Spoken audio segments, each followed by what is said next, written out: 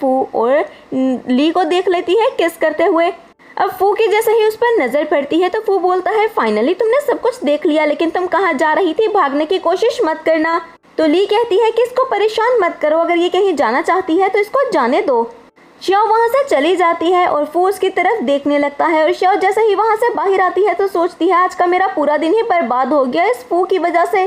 तभी वहाँ पर लेडी गू आती हैं, जिसको देखते हुए श्याओ दूसरी तरफ देखने लगती है। तो लेडी गू उसके पास आकर बोलती हैं तुम मुझे इग्नोर क्यों कर रही हो। तो वो कहती है क्योंकि मैंने आपको आते हुए देख लिया था, इसीलिए सोचा कि आपके मुंह ना ही लगूं तो अच्छा होगा।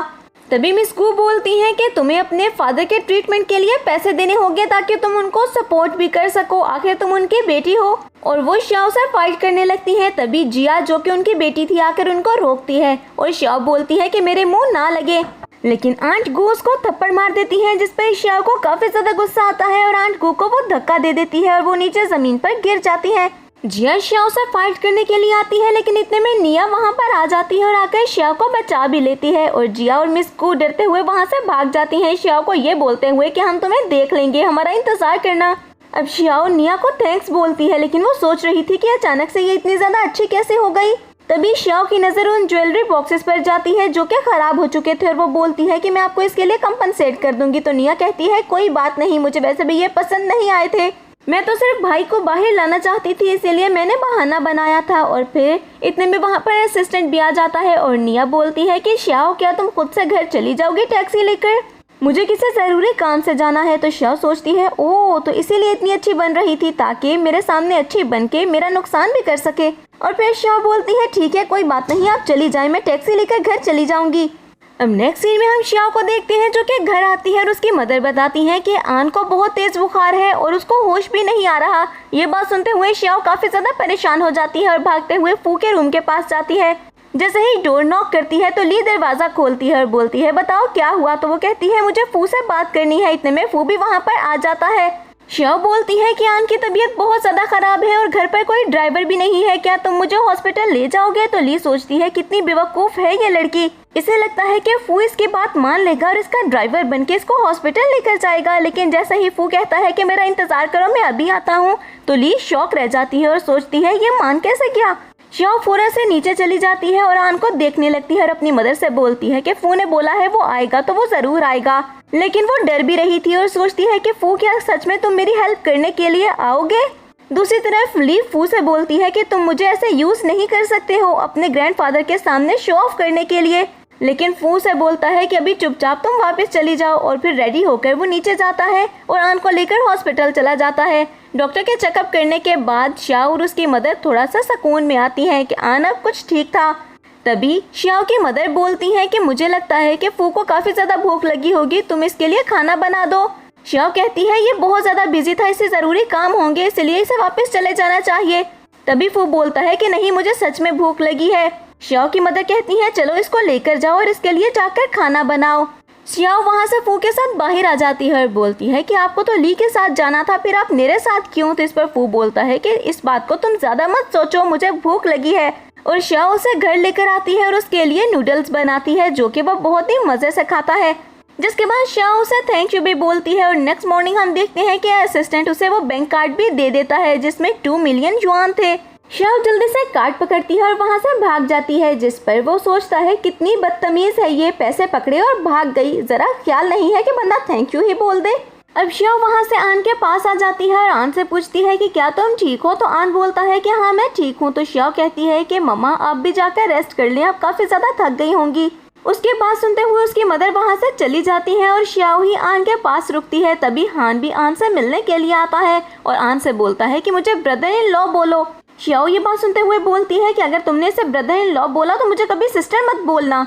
असिस्टेंट फू को ये बात बता देता है कि श्याओ का बॉयफ्रेंड तो बहुत ही ज्यादा हैंडसम है। ये बात सुनते हुए फू को काफी ज्यादा गुस्सा आ जाता है। जिसके बाद हम श्याओ को देखते हैं जो कि निया के पास जाते हुए उसे वो कार्ड देते हुए बोलती है मैंने जो आपकी ज्वेलरी तोड़ी थी उसकी कंपनसेशन है ये। और निया सोचती है इसके पास इतने सारे पैसे कैसे आए, लेकिन फिर इग्नोर करते हुए वो बार में चली जाती है और कुछ देर के बाद श्याओ को कॉल करते हुए बोलती है मैंने बहुत ज़्यादा ड्रिंक कर ली है इसीलिए मुझे यहाँ से आकर ले जाओ। और श्याओ उसको लेने के लिए जाती है और निया ने मना किया था कि भाई को इसके बारे में मत बताना। बार में जाने से उसे पता चलता है कि वहाँ पर एक क्लीनर की वैकेंसी खाली है। वो उसकी पिक्चर लेकर आ जाती है और घर आते हुए वो उसके लिए अप्लाई करती है और कुछ ही टाइम में उसकी सिलेक्शन भी हो जाती है और इसीलिए वो बार में क्लीनिंग की जॉब करने लगती है। लेकिन कुछ टाइम के बाद हम देखते हैं कि जिया वहाँ पर श्याओ को देख लेती है और बोलती है, तुम यहाँ पर क्या कर रही हो, तुम्हें यही जॉब मिली थी। और श्याओ सोचती है कि मेरे सारे दुश्मन ही मेरे सामने क्यों आते हैं। जिया जानबूझकर श्याओ को तंग करने के लिए वहाँ पर पड़े ग्लास तोड़ देती है और बोलती है, इस सारे कांच को साफ करो। तो श्याओ कहती है कि इसको साफ करने की रिस्पॉन्सिबिलिटी मेरी नहीं है, तुमने तोड़ा है तुम ही साफ करो। और ये कहकर वो वहाँ से जाने ही वाली होती है कि जिया उसको वहाँ से नहीं जाने देती और अपने कुछ बदतमीज दोस्तों से बोलती है कि इसको सबक सिखाओ। और वो सब मिलकर श्याओ को तंग करने लगते हैं, जिसके बाद वो उसे कुछ ड्रिंक भी पिला देते हैं उसमें ड्रग्स मिलाकर। कुछ ही देर में वहाँ पर फू आ जाता है जो कि श्याओ को बचाकर वहाँ से ले जाता है। लेकिन जैसे ही गाड़ी में लेकर जाता है तो उसके जख्म पर मरहम लगाते हुए बोलता है कि चलो अब घर चलते हैं। लेकिन तभी उसे पता चलता है कि श्याओ को ड्रग्स दिए गए हैं, तो वो ड्राइवर से बोलता है कि इसको हॉस्पिटल लेकर जाओ। लेकिन श्याओ कहती है कि मैं हॉस्पिटल नहीं जाऊंगी, इसीलिए वो श्याओ को लेकर घर आ जाता है। अब उसे ठंडे पानी से शॉवर दिलाता है ताकि वो कुछ होश में आ सके, लेकिन वो होश में नहीं आती है। जिसके बाद हम देखते हैं कि वो दोनों एक साथ नाइट स्पेंड करते हैं। नेक्स्ट मॉर्निंग श्याओ जैसे ही उठती है तो अपने सामने फू को देखती है और फू से बोलती है कि तुम यहाँ पर क्या कर रहे हो। और फिर अपने ड्रेस को देखते हुए पूछती है कि ये किसने चेंज किया। इस पर फू बोलता है कि मैंने। अब वो आगे कुछ बोलने ही वाला होता है कि श्याओ उसको थप्पड़ मार देती है। तो वो बोलता है कि सर्वेंट से बोला था चेंज करने के लिए। श्याओ उसके फेस पर हाथ रखते हुए बोलती है, सारा सेंटेंस एक ही सांस में कंप्लीट कर लेते तो क्या चला जाता तुम्हारा, कम से कम थप्पड़ तो ना खाते। और वो बोलता है कि दोबारा तुम्हें ऐसी जॉब करने की कोई ज़रूरत नहीं है और बहुत सी जॉब्स हैं जो कि तुम कर सकती हो। और उसे समझाते हुए वहाँ से चला जाता है। नेक्स्ट सीन में हम निया को देखते हैं जो कि फू के पास आती है और बोलती है, भाई मुझे आपको कुछ बताना है श्याओ के बारे में। मुझे लगता है वो कुछ बहुत गलत कर रही है, वरना उसके पास 200,000 युआन कैसे आ गए। और वो तो रात में घर भी नहीं आई, पता नहीं कहाँ पर थी। वो बोलता है, कौन से पैसे। तो निया बोलती है, उसने मेरा ब्रेसलेट तोड़ दिया था, इसलिए उसने मुझे 200 युआन दे दिए। इस पर वो बोलता है कि देखो वो ब्रेसलेट ठीक होने में 200 युआन नहीं लगेंगे, जो पैसे बच रहे हैं उसको वापस करो। निया बोलती है, आप हमेशा उसकी साइड ही क्यों लेते हैं भाई, कहीं आप उससे शादी करने के बारे में तो नहीं सोच रहे। अब श्याओ जैसे ही अपनी मदर के पास जाती है तो उसकी मदर बोलती है, तुम रात को कहाँ पर थी, तुम्हें पता है मैं कितनी ज्यादा परेशान हो गई थी। और ये किसके कपड़े पहन रखे हैं तुमने, मुझे सच सच बताओ कौन सी जॉब कर रही हो तुम। तो श्याओ बोलती है, मैं चेंज कर लूँ फिर आपको सब कुछ बताऊंगी। और चेंज करने के लिए जाती है और सोचती है कि मैं मदर को नहीं बता सकती कि मैं रात में फू के साथ थी। और जैसे ही वो बाहर आती है तो अपनी मदर को फू के साथ बैठा हुआ देखती है और सोचती है फंस गई। लेकिन तभी उसकी मदर उसके पास आते हुए बोलती है कि शुक्र है तुम मिस्टर फू के साथ ही काम कर रही हो उनके ग्रुप में, वरना मैं तो परेशानी हो गई थी। लेकिन ये बात सुनकर शुक्र है मुझे सुकून मिला। जिसके बाद वो श्याओ को ये भी बताती है कि तुम्हें पता है जिया के साथ कल क्या हुआ, कुछ गुंडों ने उसे बुली किया है, यहाँ तक कि वो बुरी तरह से इंजर्ड होकर हॉस्पिटल में एडमिट हो चुकी है। मुझे तो उसकी मदर ने कॉल करके ये सब बताया। उन्हें ये लग रहा था कि शायद जिया ने तुम्हें तंग किया था और तुम्हारी उससे फाइट हुई थी, तो तुमने बदला लेने के लिए उसके साथ ये सब किया है। श्याओ सोचने लगती है कि फू ऐसा कर सकता है, मैंने सोचा भी नहीं था, लेकिन वो ऐसा क्यों करेगा, मुझे उससे बात करनी होगी। और जल्दी से फू से बात करने के लिए जाती है और फू से बोलती है कि क्या तुमने जिया के साथ ये सब कुछ किया। तो फू कहता है कि मैंने ऐसा कुछ भी नहीं किया। और फिर असिस्टेंट को कॉल करके बोलता है कि पता लगाओ कि जिया के साथ ये सब कुछ किसने किया है। कुछ ही देर में असिस्टेंट कॉल करके बताता है और श्याओ उससे सॉरी करते हुए बोलती है कि मुझे लगा कि शायद तुमने किया होगा। वो बोलता है कि तुम मुझे सच में एक डेविल ही समझती हो। और फिर उसे अपने पास बिठाकर उसको किस करने ही वाला होता है कि श्याओ उसको धक्का देकर वहाँ से भाग जाती है। और वो बोलता है ये लड़की भागती बहुत है। जिसके बाद वो श्याओ को अपने ऑफिस आने के लिए बोलता है और श्याओ उसके ऑफिस में जाती है। लेकिन जैसे ही वो बाहर निकलती है तो तभी असिस्टेंट बोलता है, सर आपको गाड़ी में बैठने का कह रहे हैं। श्याओ कहती है, मुझे भी ब्रेकफास्ट करना है, वो गाड़ी में बैठकर थोड़ी ना कर सकती हूँ। तो असिस्टेंट सोचता है कि कभी भी फू ने अपनी गाड़ी में किसी को खाने नहीं दिया।